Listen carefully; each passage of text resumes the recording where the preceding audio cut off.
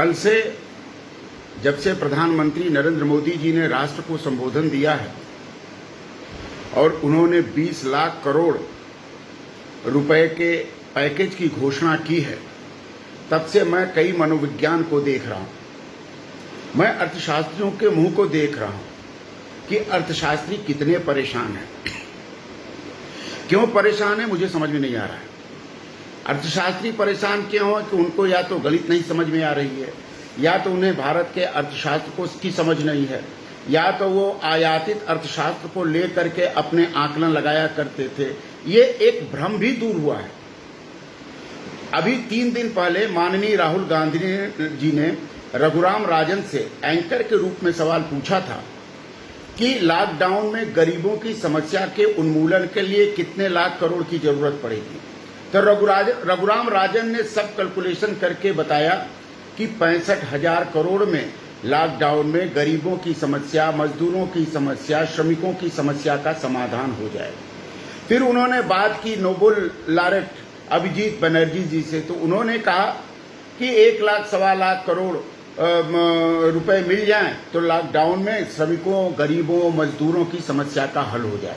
कुल दोनों अगर मिला दें तो 2 लाख करोड़ के आसपास हुआ। तो अगर दोनों अर्थशास्त्रियों को मिला दिया जाए तो 2 लाख करोड़ हुआ।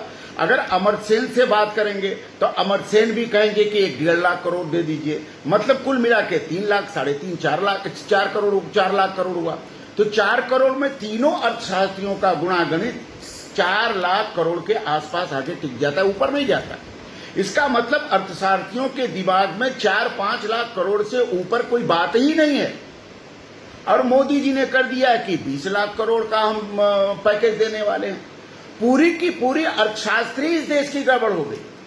अब सवाल ये उठा रहे हैं कि इतना पैसा कहां से लाएंगे, जीडीपी का 10%। मैंने कैलकुलेशन किया है कि जीडीपी का 10% नहीं है। उन्होंने ये कहा है कि ये हवाई है, ये कागजी है, ये कैसे संभव है, 20 लाख करोड़ का कैसे हो जाएगा, जीडीपी का 10% कैसे, तमाम तरह के ऊल जलूल कुतर्क। मुझे तब लगा कि भारत का पिछले वर्षों से जो अर्थशास्त्र है, अर्थशास्त्री गणित है, वह कितना भ्रमात्मक है, भ्रम पर आधारित है, यूटोपिया पर आधारित, स्वप्नलोक पर आधारित है। वो लोग 5 लाख 7 लाख करोड़ से ऊपर जा ही नहीं पा रहे हैं। और मोदी जी ने 10% जीडीपी का डंके की चोट पर कहा कि मैं 10% जीडीपी का दे रहा हूं आत्मनिर्भर भारत बनाने के लिए। 5 सूत्र भी उन्होंने बता दिए, लोकल से ग्लोबल तक पहुंचने का मंत्र भी दे दिया। अब इनको ये नहीं समझ में आ रहा है कि लोकल से ग्लोबल का क्या मंत्र है, कैसे लोकल से ग्लोबल पहुंच जाएगा।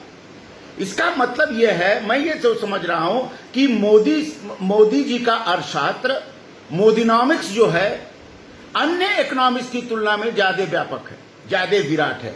अब संकट क्या है, इनको ये नहीं समझ में आ रहा है कि मोदी जी राष्ट्र को समुन्नत राष्ट्र बनाने के संकल्प के साथ कर रहे हैं। वो न किसी परिवार को समुन्नत बना रहे हैं, न किसी वोट बैंक को समुन्नत बना रहे हैं, न किसी एक जाति को समुन्नत बना रहे हैं, न किसी एक धर्म को समुन्नत बना रहे हैं। वो भारत के समस्त गरीब जनता को, श्रमिक जनता को, भारत के पूरे मध्यम वर्ग को समुन्नत बनाने में जुटे हुए हैं। ये बात ही इनके नहीं समझ में आ रही है। तो अब ये नया जो अर्थशास्त्र मोदी जी ने प्रस्तुत किया है, पैकेज के रूप में 20 लाख करोड़ का पैकेज देकर के, इससे देश के सारे तथाकथित अर्थशास्त्रियों का माथा ही फिर गया। उनको समझ में नहीं आ रहा अब इस पर क्या करें। अब इस पर कुतर्क गढ़े जाएंगे, इस पर गालियां दी जाएंगी, इस पर मोदी को झूठा कहा जाएगा, न जाने क्या क्या विशेषण से भी लोग करेंगे। लेकिन भारत का नेतृत्व नरेंद्र मोदी के हाथों में है। भारत का नेतृत्व ऐसे शक्तिशाली हाथों में है जो डंके की चोट पर भारत को समुन्नत बनाने के संकल्प में लगा हुआ है। आप देखिए, इतने बड़े महामारी के बाद भी प्रधानमंत्री के चेहरे पर थोड़ा सा भी शिखर नहीं है। जो उत्साह है, जो संकल्प है, वह संकल्प चेहरे और उनके हाव भाव से दिख रहा है। जिस व्यक्ति के पास संकल्प होगा, जिस व्यक्ति के पास विजन होगा, जिस व्यक्ति के पास ऊंचा देखने की क्षमता होगी, वह व्यक्ति इस तरह के महामारियों से हार मारने वाला नहीं। तो मैं आश्चर्यचकित हूं देख करके लोगों को चेहरे, सब लोग कैलकुलेटर लेके गणित कर रहे हैं, कितने शून्य होंगे। 20 लाख करोड़ में कई अर्थशास्त्री तो शून्य गिन रहे हैं, उनको शून्य ही पता नहीं चल रहा है। अरे अर्थशास्त्री लोग, शून्य का अपना महत्व है। भारत ने शून्य की खोज की है। बिना शून्य के कोई अर्थशास्त्र नहीं चल सकता, बिना शून्य के कोई गणित नहीं चल सकता। शून्य ही सर्वस्व है, शून्य ही विराट है, शून्य ही जीवन पद्धति है, शून्य ही देश का समुत्थन है। बिना शून्य के क्या चलेगा? आप शून्य गिनते रहिए। हो सकता है कि आज 13 शून्य हुए हो, कल 22 शून्य हो जाए, तब आप कौन सा कैलकुलेशन रहेंगे। तो मुझे ये लगता है कि भारत के अर्थशास्त्र को नए ढंग से परिभाषित करने की जरूरत है।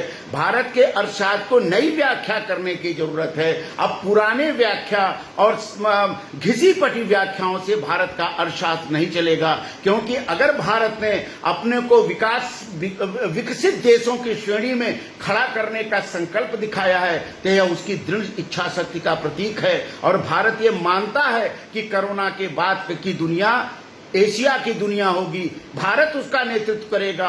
और चीन से जो लोग, चीन से विश्व को घृणा जो हो रही है, उस घृणा से जो लाभ होगा उसको भारत उठाएगा। इस आधार पर 20 लाख करोड़ की उन्होंने पैकेज की घोषणा की। अभी डिटेल नहीं आया है, लेकिन आजकल में डिटेल आ जाएगा। हम तो ये देख रहे हैं, कई राजनीतिक दल 20 लाख करोड़ का नाम सुन करके बदहवास हो गए कि अब क्या होगा। सुना ही नहीं 20 लाख करोड़, जीडीपी का 10% सुना ही नहीं, और देश चलाने चले, देश की राजनीति का चलाने चले, अर्थव्यवस्था चलाने चले। अद्भुत है। नरेंद्र मोदी का कल भाव देख करके मेरे जैसे राष्ट्रवादी व्यक्ति का सीना चौड़ा हो गया। मुझे लगा कि ऐसा प्रधानमंत्री अगर 20 साल पहले भारत में आया होता तो भारत आज विकसित देश के रूप में खड़ा होता। लेकिन 20 साल पहले प्रधानमंत्री को जो आना चाहिए था वो 20 साल बाद आए, और भारत को आज महामारी की लड़ाई लड़नी पड़ रही है। महामारी की लड़ाई दूर हो जाएगी, ये संकट टल ही जाएगा। संकट आता ही है टलने के लिए, इसमें कोई दो राय नहीं। एक संकट आता है, टल जाता है, उसके बाद जब अंधेरा छाता है तो फिर उजेला ही आता है। यह अगर अंधेरा है भारतीय अर्थव्यवस्था का, तो उजेला और आगे है, और सूर्य की चमकती रोशनी आगे है। मोदी जी अंधेरे को नहीं देख रहे हैं, सूर्य की चमकती रोशनी को देख रहे हैं। वो रोशनी की तरफ भागना चाहते हैं, भारत के अर्थशास्त्री अंधेरे की तरफ भागना चाहते हैं। यह दोनों की सोच में अंतर है, ये सोच का अंतर है। मैं यह मानता हूं कि अर्थशास्त्र भी एक सोच है, एक दृष्टि है, एक संकल्प है। और अर्थशास्त्र को सोच, दृष्टि और संकल्प के बिना आप किसी गणितीय अर्थशास्त्र के आधार पर देश को नहीं चला सकते, ऐसा मेरा मानना है।